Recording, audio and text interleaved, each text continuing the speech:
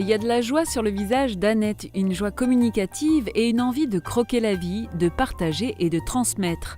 Annette Philippe est une scientifique de formation, originaire de Forbach. Elle choisit l'enseignement pour son contact vivifiant avec les élèves et en enseignant, on écrit.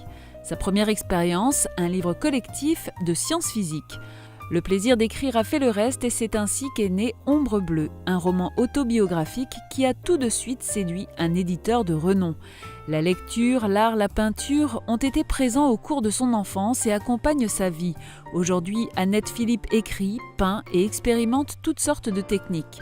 Voilà qu'elle rencontre des gens du Banat qui parlent le plate. Une autre porte s'ouvre, celle de l'atelier d'écriture de Mariana Sekel. C'est là qu'elle écrit des petits textes pour le paraplay et des livres pour enfants. Annette Philippe est habitée par l'art et éclabousse son petit monde des couleurs de la vie et que c'est bon. Bonjour et bienvenue entre les lignes. L'histoire d'un petit tableau expressionniste datant de 1915 va dévoiler un angle peu connu de l'Allemagne de l'entre-deux-guerres. Le mouvement artistique, l'expressionnisme, qui est apparu au début du XXe siècle, principalement en Allemagne, est condamné par le régime nazi.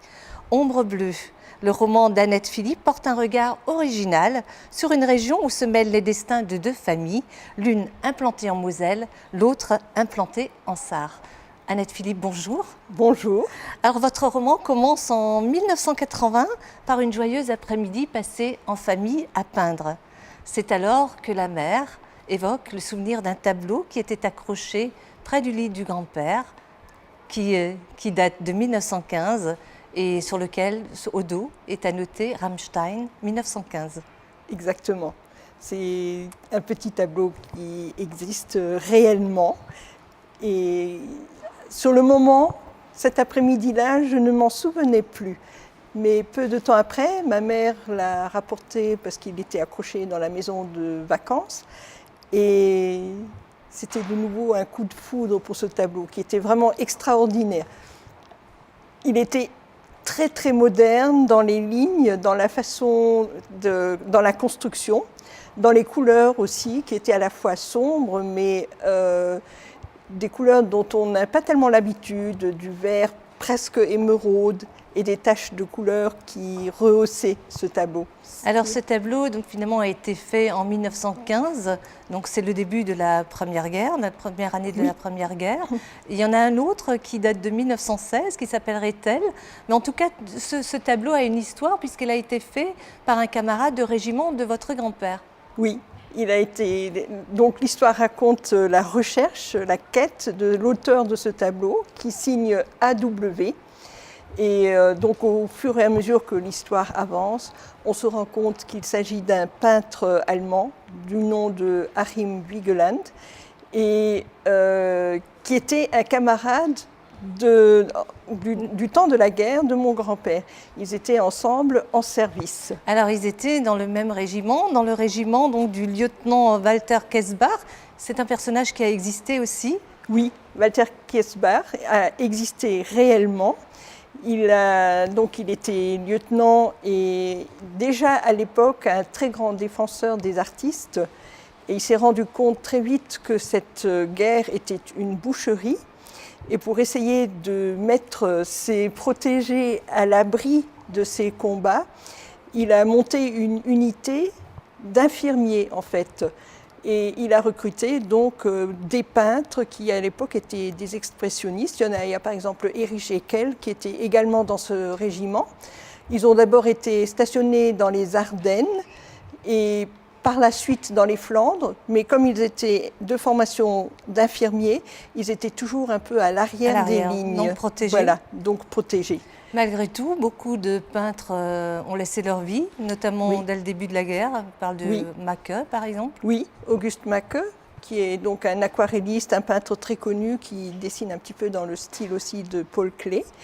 Et bien sûr Franz Marc, qui était donc un des fondateurs de Blaue Reiter et qui est mort dès le début de la guerre de 14. Alors il y a également l'expressionnisme, c'est un mouvement qui est effectivement apparu en Allemagne. Donc contrairement à l'impressionnisme, l'expressionnisme a été très mal perçu. En tout cas peut-être pas tout de suite au début. Oui, disons, ce sont donc des jeunes peintres qui se sont retrouvés animés par l'espoir de faire quelque chose de neuf en peinture. Donc dans le sud de l'Allemagne, sous l'impulsion de Kandinsky, est né le mouvement Blaue Reiter, et dans le nord de l'Allemagne, c'était Die Brücke.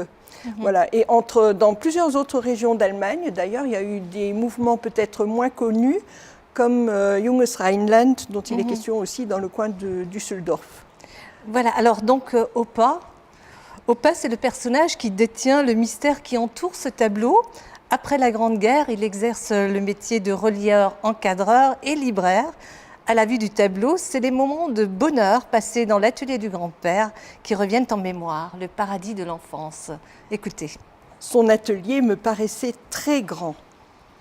On passait par le magasin et on arrivait dans cette immense pièce donnant sur un jardin exigu, une courette plutôt, pavée de gris, délimitée par quelques buissons bas. De grandes verrières laissaient de ce côté-là entrer un flot de lumière. L'atelier sentait la colle, une odeur particulière, pas désagréable. Du matin au soir, un bain-marie maintenait au chaud un récipient contenant de la colle à l'os. C'était doré et visqueux comme du miel. De grandes machines occupaient l'espace central. Un massicot géant dont Opa actionnait le long levier en levant très haut les bras. Une presse aussi. Il fallait tourner la vis à l'aide d'un volant. Je regardais l'hélice tourner de plus en plus vite et à la fin, il fallait freiner le volant avant qu'il ne s'immobilise, emprisonnant sous le plateau un livre, des cartons, des liasses de papier. Au fond, devant les grandes fenêtres, un établi occupait toute la largeur. Opa y rangeait dans un ordre immuable, mètres, ciseaux et crayons, et à l'une des extrémités, il y avait posé le matériel de reliure. Une petite presse et une sorte de petit métier à tisser sur lequel on cousait les feuilles de papier. Juste à côté, le matériel pour la dorure. Agate, dure et lisse. Comme j'aimais ce contact dans mes petites mains. Pincettes, tampons. Alors vous avez choisi cet extrait, pour quelle raison ? Eh bien, parce que cela me rappelle justement ce souvenir de cet atelier où, enfants, mon frère et moi avons passé vraiment beaucoup de temps, beaucoup de moments fabuleux. Et je pense que c'est aussi dans ce cocon qu'était cet atelier que nous avons appris à aimer la peinture, à aimer le travail des peintres, à aimer les livres, voilà. Et à un moment, vous dites « Que pourrais-je raconter à mes enfants si ce n'est ces belles histoires d'ateliers que j'avais vécues ?» Alors c'est une prise de conscience ? Oui, en fait, c'est un petit peu le but de ce livre, c'est que je me rends compte qu'il faut qu'on raconte notre histoire à nos enfants. Et quand ils ont lu, ils savaient que mon grand-père était encadreur, ils connaissaient l'endroit où était son atelier, où était sa librairie. Ils y ont même certainement passé, mais de le lire, je crois que ça a encore un autre impact. Je pense que c'est très très important que nous puissions transmettre à nos enfants ce qu'ont fait nos aïeux, ce dont ils sont faits. Alors, en 20 ans, après 20 ans, finalement, là on était en 1980, 20 ans après, finalement, au détour d'un marché aux puces, là, une toile accroche votre regard, c'est celui de Ombre Bleue, donc, et surprise, c'est de la même signature, donc AW. C'est à ce moment-là, finalement, après tout ce temps-là, que vous dites, là, il y a quelque chose à découvrir, il y a quelque chose du passé de mon grand-père que je veux connaître. Oui, exactement. C'était donc de par hasard retrouver un deuxième tableau signé de la même façon, qui était peint plus ou moins de la même façon. On se dit, c'est pas possible, c'est un signe du destin, il faut chercher. Voilà. Voilà, donc alors c'est l'histoire d'une amitié, effectivement, entre Otto. Donc il faut rappeler que c'est un roman quand même autobiographique. Oui. Donc c'est votre histoire là que vous racontez, romancée bien sûr. Il y a les personnages fictifs, il y en a d'autres qui sont bien réels. Alors donc à propos de ce AW, vous avez choisi, effectivement il y a plusieurs AW qui sont des signatures de peintres, notamment donc un Albert Weisgerber qui lui est un peintre impressionniste. Est-ce que ce rapprochement est voulu ? Oui, je pense qu'il était vers la fin de l'impressionnisme, hein, parce que certains de ces tableaux, on pourrait presque dire que c'est déjà un peu expressionniste. Et en fait, les premiers tableaux de Weisgerber que j'ai vus, c'était au musée à Sarrebruck. Et par la suite, en m'intéressant à ce Weisgerber, puisqu'il avait la signature AW, ou au moins les initiales AW, j'ai découvert un peu mieux son œuvre au musée de Saint-Ingbert. Et pour moi, c'est vraiment un peintre régional très important et qui... Il a fait des toiles absolument magnifiques, par exemple le marché à Saint-Ingbert, enfin des autoportraits. Et oui, je voulais aussi le faire connaître. Alors donc c'est aussi l'histoire d'une amitié, bien sûr, qui dépasse les frontières. Il ne faut pas oublier que pendant la Première Guerre, la Moselle était allemande, était annexée. Donc en fait c'était une seule et même région, chacun parlait la même langue. Et finalement cette guerre n'a pas séparé deux amis. Oui, en fait ils se sont retrouvés, l'un français, l'autre allemand. Ils ont continué donc de correspondre et ce n'est que après 1935 que vraiment ces liens sont devenus très difficiles et justement à cause de l'avènement du nazisme en Allemagne, le rattachement de la Sarre à l'Allemagne et tout ça. On va y arriver. Alors donc en 2004, vous découvrez une vingtaine de lettres écrites par Hakim entre 1919 et 1937 et adressées à son ami Otto.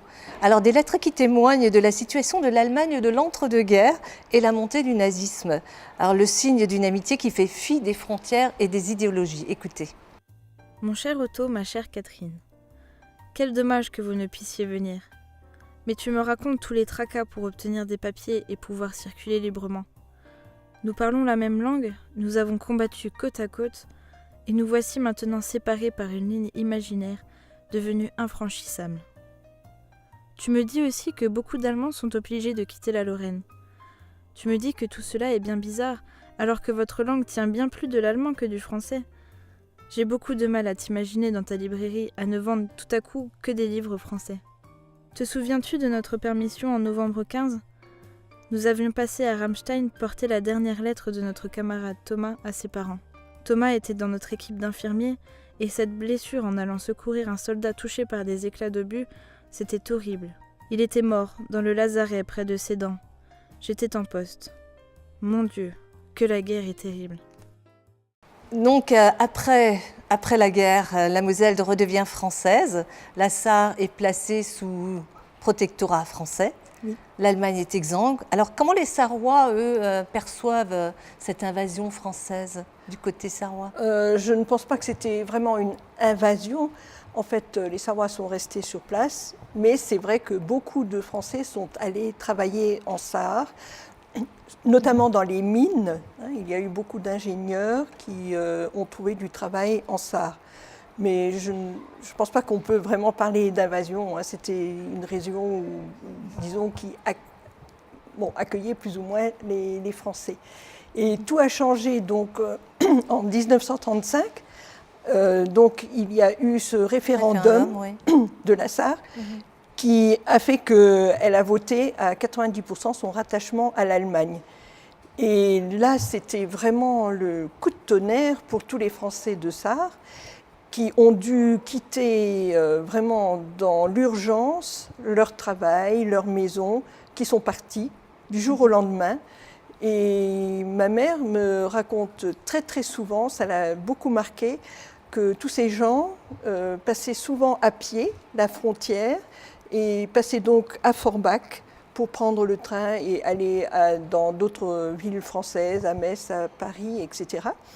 Mais que c'était des colonnes de migrants, tous ces Français qui revenaient de la Sarre parce qu'on ne les voulait plus.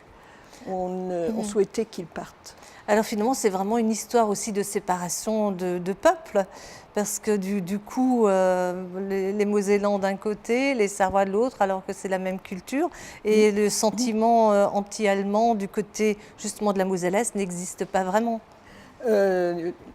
Non, on ne peut pas dire ça, mais effectivement, c'était une période très cruelle, je pense, parce que des familles ont été vraiment coupées en deux. Certains sont restés en Sarre, d'autres en Moselle, et tout d'un coup, une frontière s'élève au milieu. C'est un peu la même chose qui s'est passée par la suite entre l'Allemagne de l'Est et l'Allemagne de l'Ouest, où le rideau de fer a à nouveau séparé des familles et fait que les communications étaient quasiment impossibles. On pouvait à la limite écrire des lettres, envoyer quelquefois des paquets, mais bon, c'était quand même très très difficile. Après, il y a cette longue correspondance qui dure plusieurs années. Oui. Donc vous parlez d'une vingtaine de lettres. Elles ont vraiment existé, ces lettres aussi ? Plus ou moins. Il n'y en a pas eu autant, disons. Donc j'ai rajouté des courriers de moi-même, mais oui. Et c'est là qu'on découvre aussi finalement que tous ces peintres expressionnistes vont être traqués, on va même les ridiculiser. Oui, et donc ils ont été traités de peintres dégénérés. Et il y a eu cette fameuse exposition à Nuremberg où, à côté d'œuvres d'aliénés, de fous, de malades mentaux, on mettait les tableaux des expressionnistes, on faisait comparer, on disait, vous voyez, ils sont fous ces peintres, et on a complètement dévalorisé les œuvres de ces peintres. Pour quelle raison finalement vous pensez qu'on a voulu absolument considérer que c'était un art dégénéré ? Parce que c'était un art de la liberté. Quand on voit les tableaux par exemple de Haeckel ou bien de tous ceux de Brücke, ils représentaient des gens nus qui se baignaient dans les étangs, enfin vraiment un petit peu comme on s'imagine le paradis terrestre. Il y a eu aussi Otto Müller qui faisait beaucoup de portraits de gitans, de tziganes. Donc c'est un peu pour toutes ces raisons et c'était une façon de représenter les choses ici pleine de liberté. Je pense que c'est surtout cet aspect liberté qui gênait dans cette peinture, quoi. L'Allemagne était exsangue à cette période entre les deux guerres, tandis que Forbach, qui se trouvait juste à côté, finalement, tout se passait plutôt bien. Il y avait les mines, il y avait des verreries, et grâce à ça, Hakim, qui lui avait besoin de matériel de peinture, pouvait se procurer du matériel grâce à votre grand-père. Oui, il pouvait lui envoyer du matériel qu'il vendait en fait dans son magasin. Et c'est vrai que l'Allemagne était, après la guerre de 14-18, le pays vaincu. Donc, je pense qu'ils avaient aussi ce sentiment d'être vaincus. Et il y avait énormément de choses à reconstruire. Et il y avait peu de moyens, c'est sûr, qu'il y a eu une période vraiment de disette, de manque après la guerre.